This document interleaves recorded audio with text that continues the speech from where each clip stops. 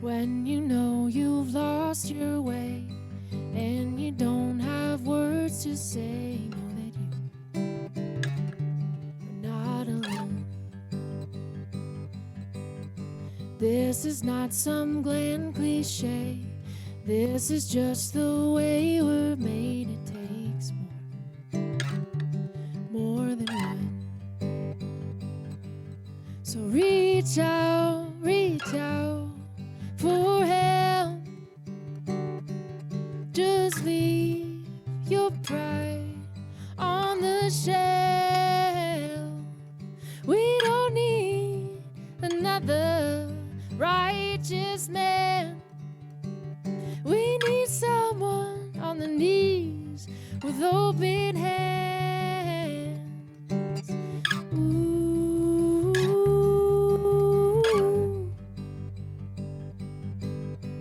Ooh.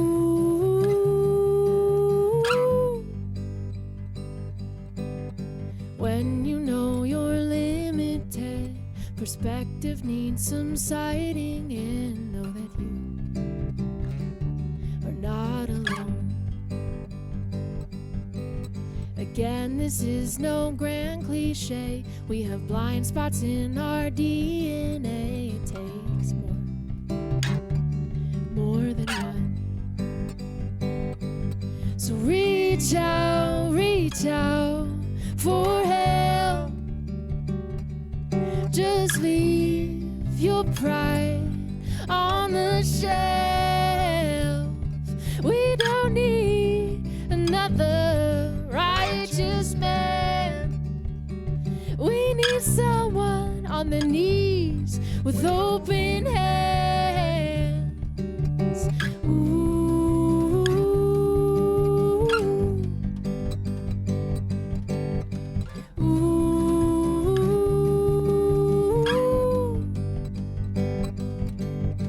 Cut that voice inside your head that says you'll make it on your own. Cut this obsession with perfection that is poison in your soul. Let it go. And reach out for help. Just leave your pride on the shelf. We don't need another righteous man. We need someone on the knees with open hands.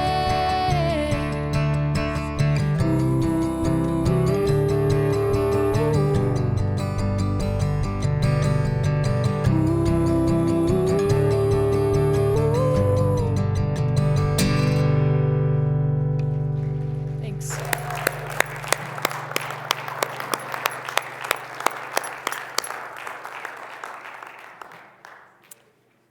Thank you, Sarah. You're welcome. Did everybody get one of these? Pen and a, what do you call these? Index cards. If not, raise your hand. You people don't listen to my instructions. I'm a substitute teacher, that's right. They're not here to do homework today. This is a snow day. No cards. I really appreciate that song of, don't have to do it on your own, right? Reach out for help. Today offers a space for us to connect with all that we're holding, right? Not only your hand up, but just the messiness of being human, right? The blind spots of our DNA. I love that line too. Anybody bringing in a messiness here today? No, you're all, yeah. Thank you for being honest about that, right? What are you bringing? Light?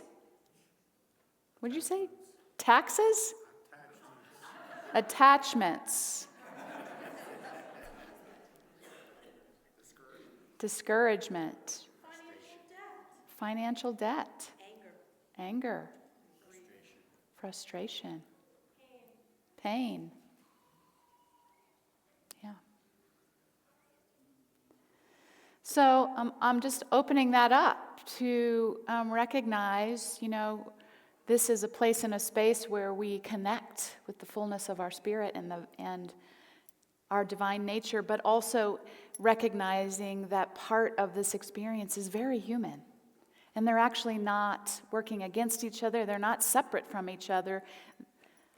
They are all part of our experience. And I'm offering an opportunity today to really connect with the fullness of our divine nature, with the fullness of divine love. Of course, that's what we do here. But also to hold all that we are experiencing as human beings. And to offer ourselves some compassion.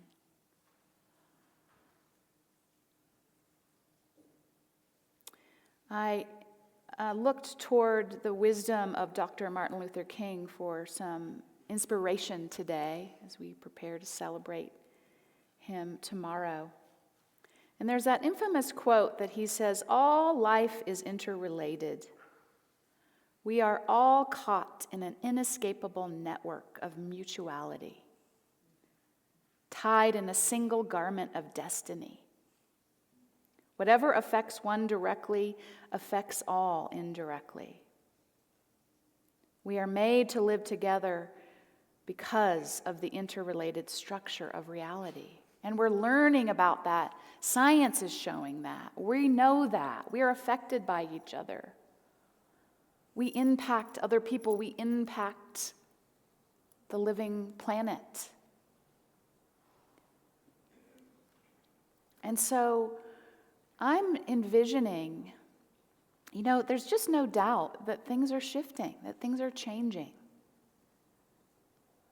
And some of that is welcomed and some of that's scary. In part because we don't know what it is.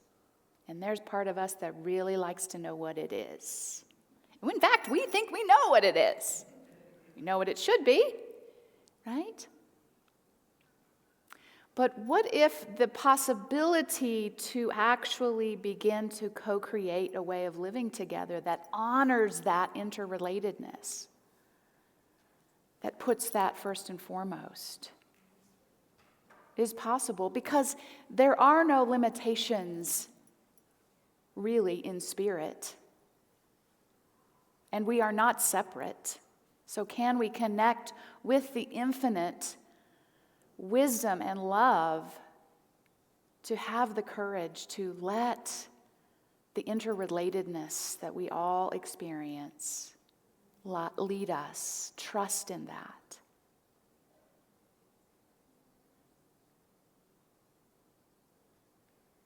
I continue to envision a humanity rising to that occasion. In his book, Dedicated, author Peter Davis goes on to say this about Martin Luther King, that early in his career, Martin Luther King Jr. preached about the need to have 3 dimensions in our life: length, breadth, and height. Length is about our connection to ourselves. Breadth is about our connection to our community. And height is about our connection to the transcendent. If these 3 dimensions are out of whack, King said, we will be too. Do you feel out of whack? Do you think we're collectively out of whack? Yeah. A lot feels out of whack. That's kind of fun to say. And so with so much happening, I've noticed myself, I've just kind of been looking for where is it? Where's the thing I should be doing? Right? And there's some pressure here. I want to bring something to you that you can say, thank God I got up in the 6 degrees and came here. Of course, I don't know the one thing, right? But I know if I can stop looking out here and connect here a little bit, I do get grounded. I do get led as to what is calling me personally to handle for myself, for my community, and certainly in always staying grounded in the vastness, the mystery, the spirit of life itself.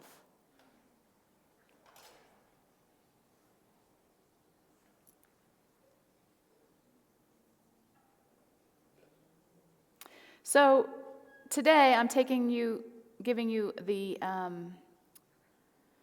gift, if you will, of connecting with yourself and seeing the web of interrelation within yourself and welcoming it all.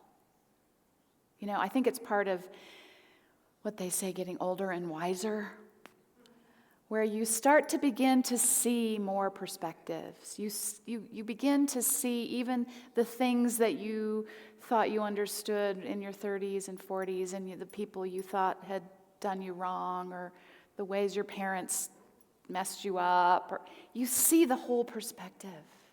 You begin to see the ways that they were hurting, or the ways that they did the best they could, or the things that they did that they actually thought were helpful. Lo and behold, they were harmful. You just begin to recognize that your perception is not the only perception, and it is limited. It's limited by our past, by our socialization, by our culture, by our politics, all of it. And somehow we see that for others, but not as easily for ourselves. We think, no, I know. But we've got all this stuff going on in us as well. So it takes a courageous effort to really connect with ourselves deeply and to understand ourselves and to tend to ourselves in healthy, life-affirming ways.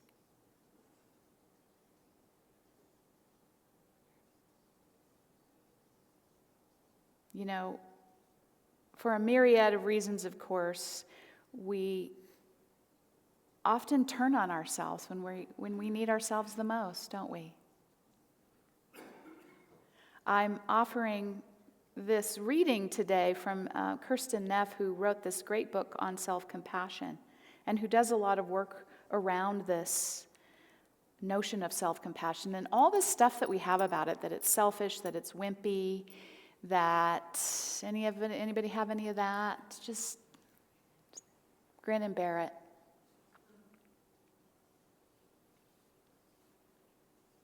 And when we're feeling off track or lost or hurting,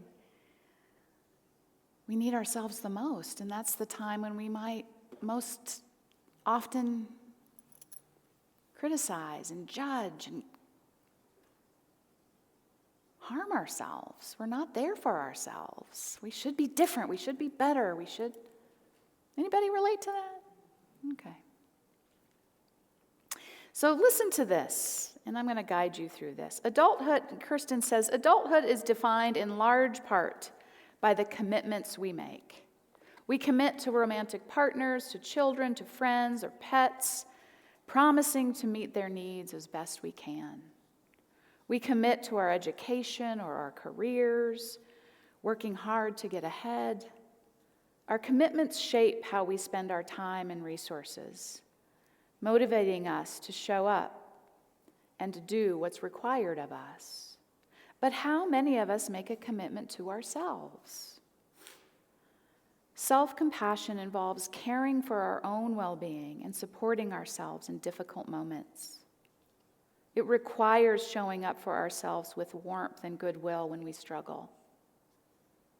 There are powerful cultural and evolutionary reasons we tend to harshly judge and criticize ourselves, mostly driven by the desire for safety.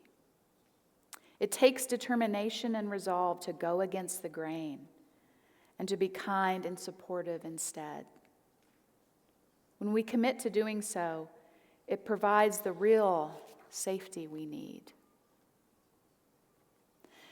As this new year unfolds, I hope that you will make a commitment to self-compassion in whatever way feels right to you, by supporting yourself You will have more emotional resources available to honor all the commitments in your life.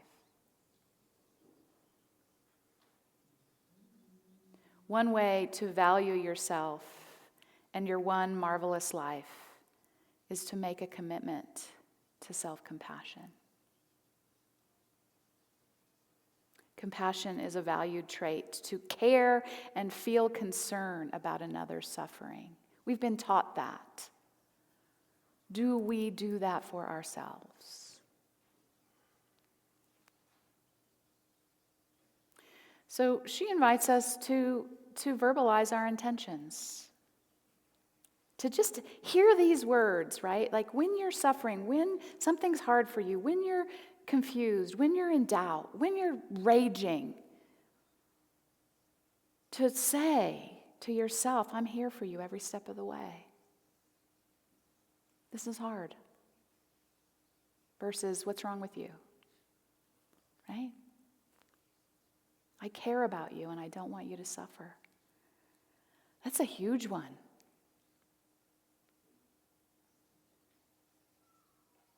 And I can't help but know for myself that with the drive to give that to others, there's only so much I can really do that if I can't really hold that for myself.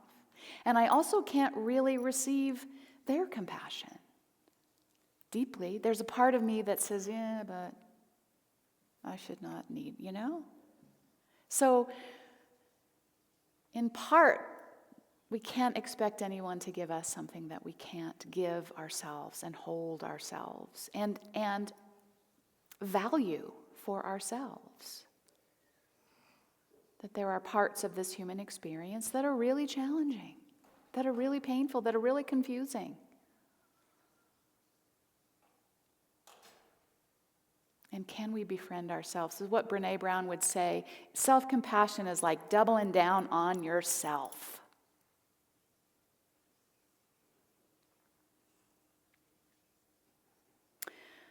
It's easy to be swept away by life as we hurtle around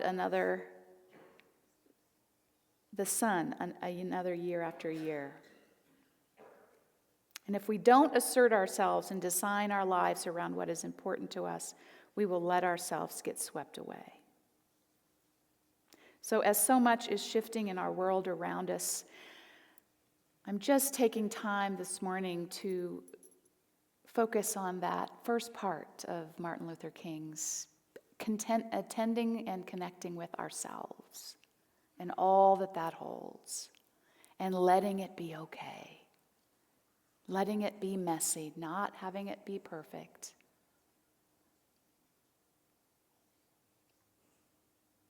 And holding ourselves with care. There's a lot going on.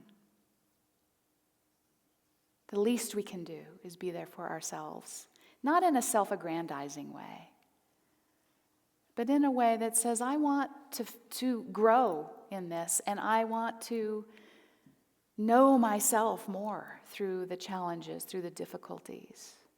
And I deserve that. You deserve that.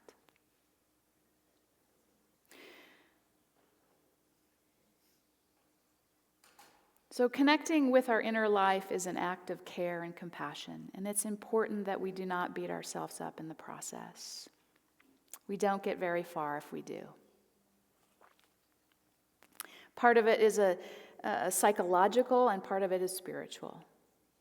So we can draw on the wisdom and the love of Spirit at our core as we consciously connect with our heart's deepest desires. We've been talking about, well, it's the new year, right? What's our intention? What's our goals? And it's like, yeah. What are we really going to create? What do we really value? What are we really doing here? Really?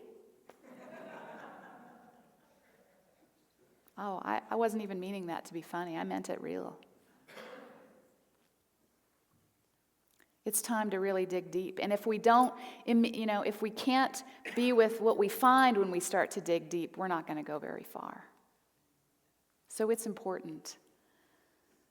to give ourselves some care and some grace and some space so we can also do that with each other.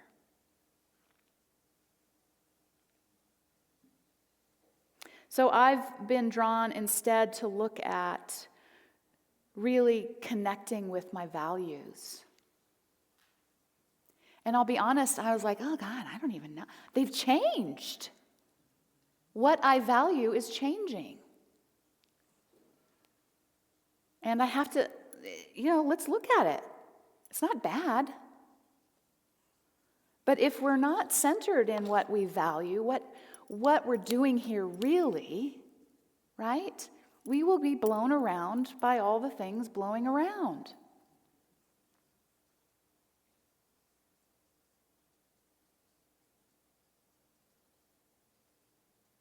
So I'm sharing with you this notion of how to start the new year without resolutions.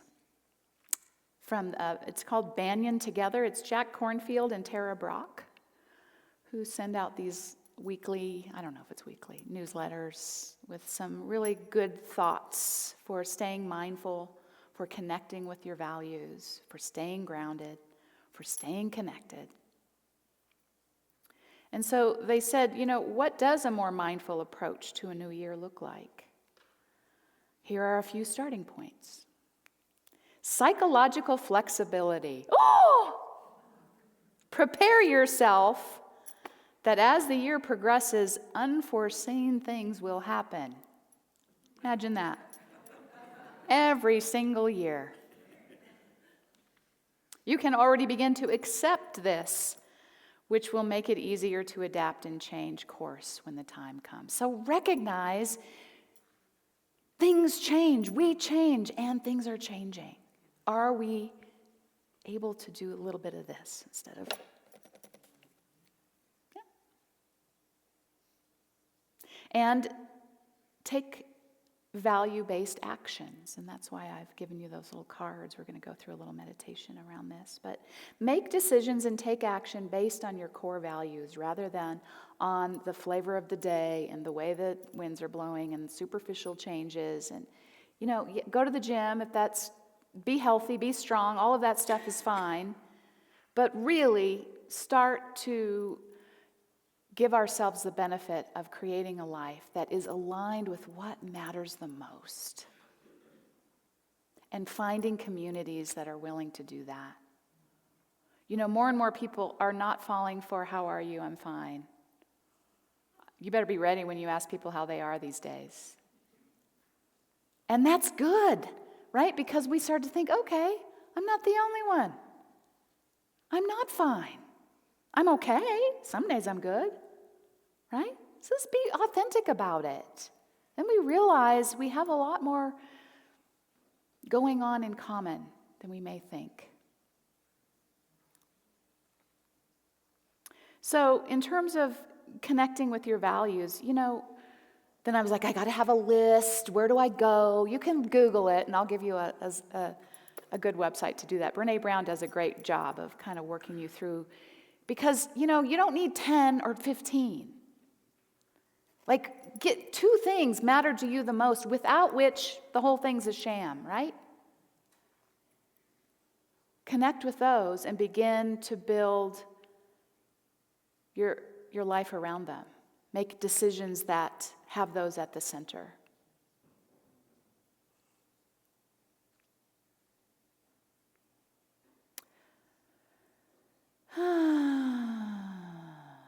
So, they say in order to take value-based actions,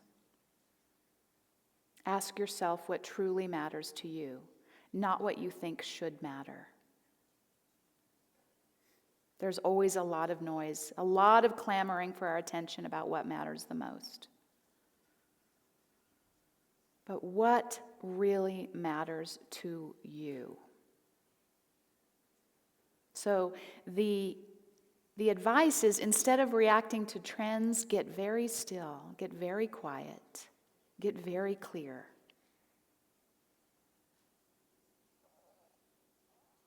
And then you will see how you can want to respond. So we'll take some time to do that now, to just connect inwardly with what is of value to you. Realize I've got to come up here to ring the bowl, but you can close your eyes and take a deep breath, grounding your feet, feeling your feet grounded, feeling the ground under your feet, I think is what I'm trying to say. Chair supporting your back, and letting this sound just invite you from your head to your heart as you begin to connect.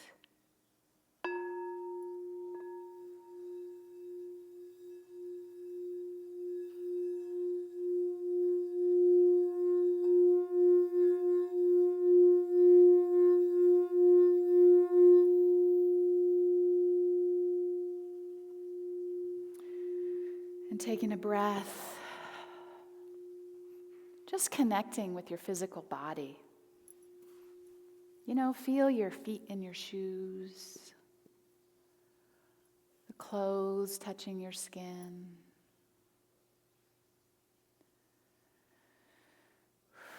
That heart beating. This wonderfully animated container.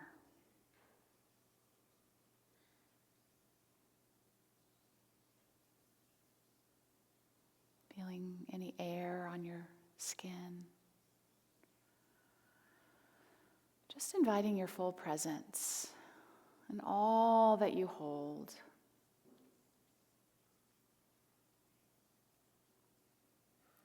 And with each breath, releasing as much as possible distractions, things that await you, things that concern you. To just drop in to that presence within you.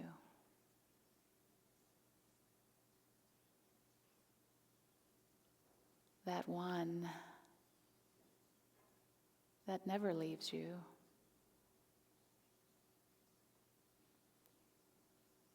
That hopes you will count on it. And know that you can.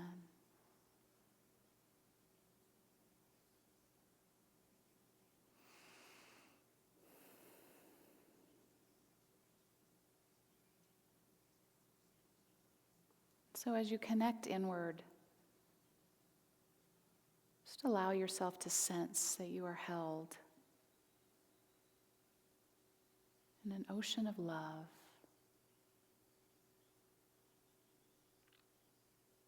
This is the nature of the source of your being, love itself, to which you are always connected.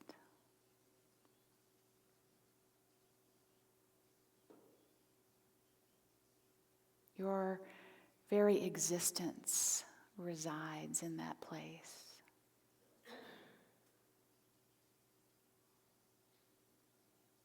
So just allow that awareness to wash over you. And really breathe in that the whole universe conspires to support you.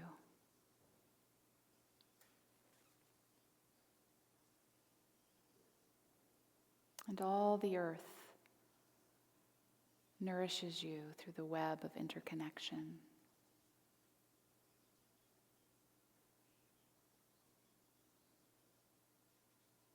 And so feeling some steadiness there. Draw on the wisdom, the love, and the presence that you are. As you ask yourself, what truly matters? In this very moment, in this phase of your life and in our collective life, what matters the very most to you?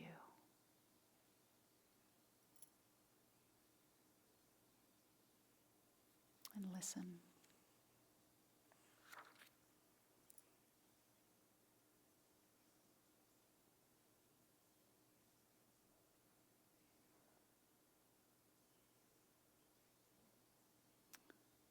And as one or two ideas come to you, I invite you to write them down. You know, it could be authenticity, it could be connection, it could be faith, it could be nature, it could be love. The value is so deep to you that without it, your life loses its meaning. That's the level we're looking for.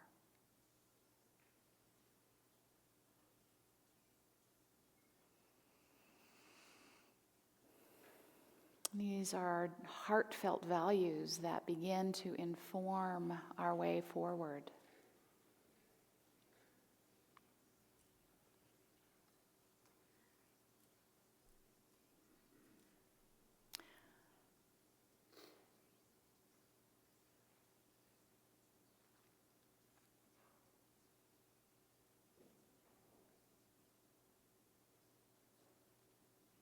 This can be the foundation from which you can make decisions and take actions going forward.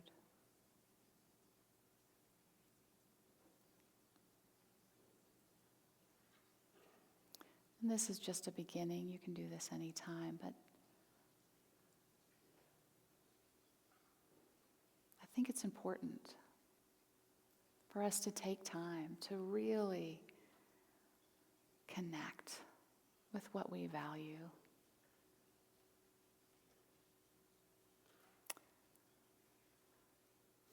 And sure, there's a list, but you know, we'll find that those values cross over one with another. We share values. The ways we go about them may differ.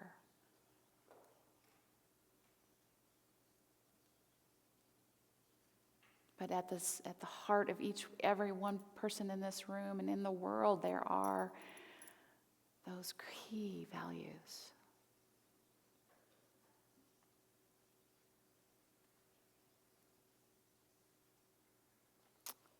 And as we hold them for ourselves as the guideposts for going forward, we value them in our own experience, and we hold the space to let others hold their own values. What's most important to them.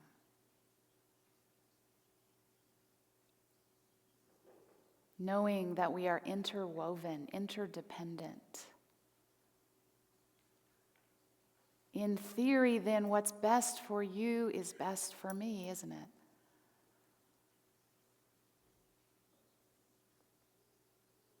If you're supported, if you're living a life of value, I'm supported too.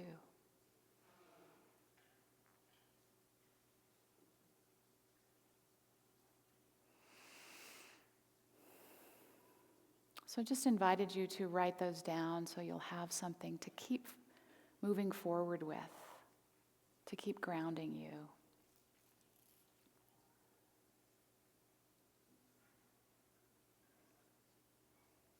And to continue to nourish your own center, connecting with your depth.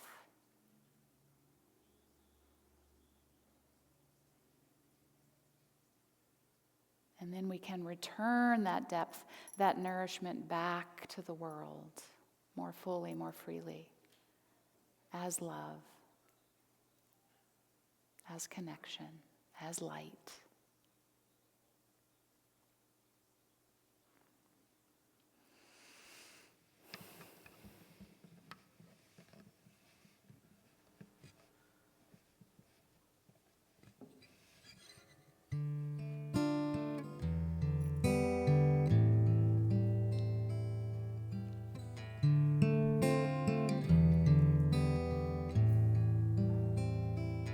I am here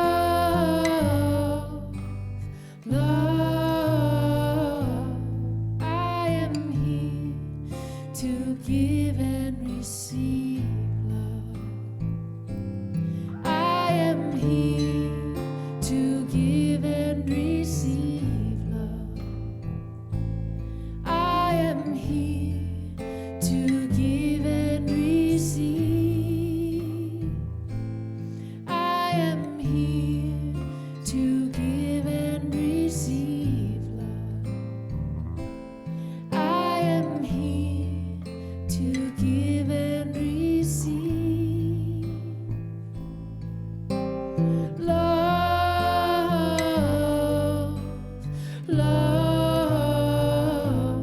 I am here to give and receive love.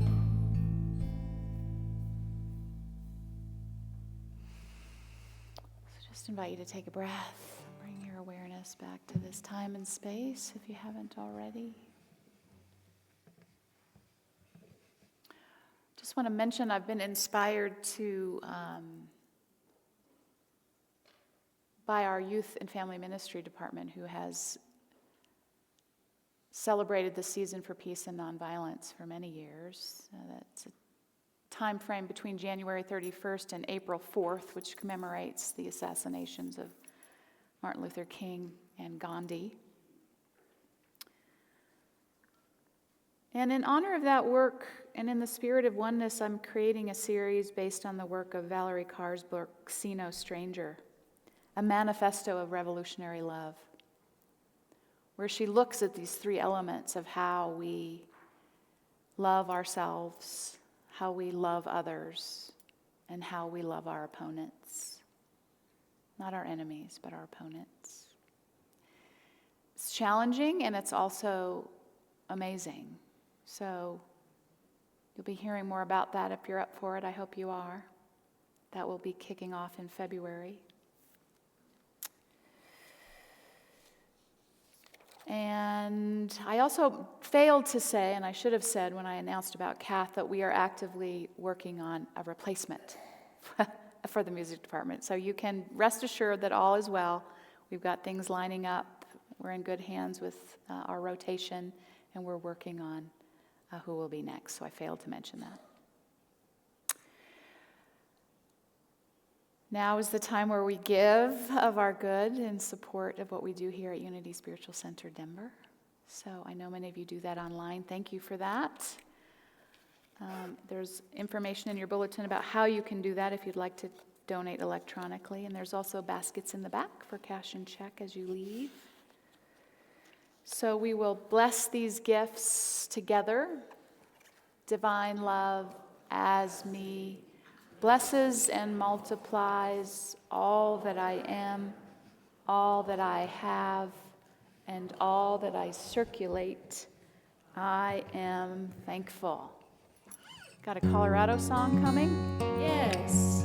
And if you're looking for more opportunities for connection through music, I'm playing this Wednesday in Denver, and then this Thursday in Broomfield. And the one in Broomfield is also at a bowling alley, which is really fun. So if you want to get your bowl on, that's Thursday in Broomfield. It's all on my website at saraadamsmusic.com, or you can come talk to me and I'll help you find everything. Thanks for having me.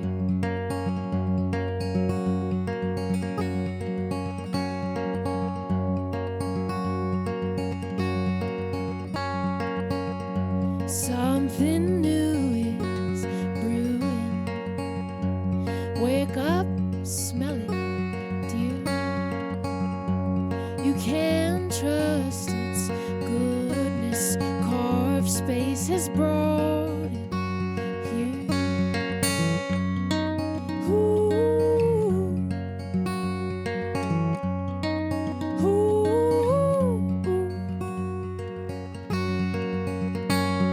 I know you want to know it, know what's taking form.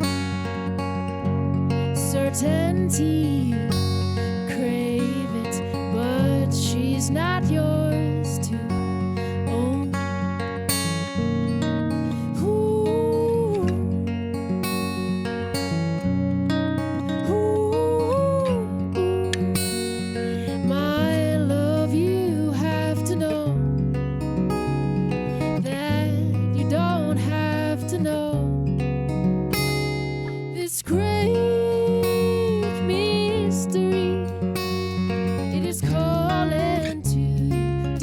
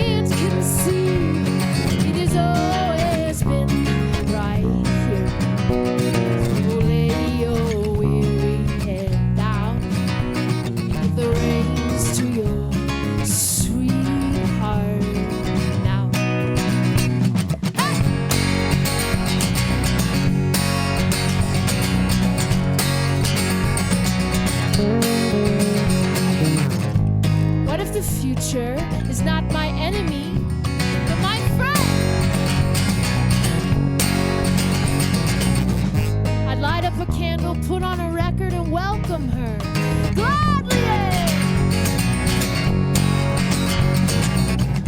She'll start to whisper, but I won't try to figure her out. All in good time for her glorious sound.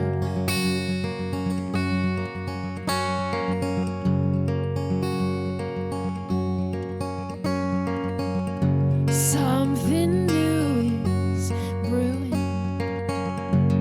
Wake up, smell it, dear. You can trust its goodness. Carved space has brought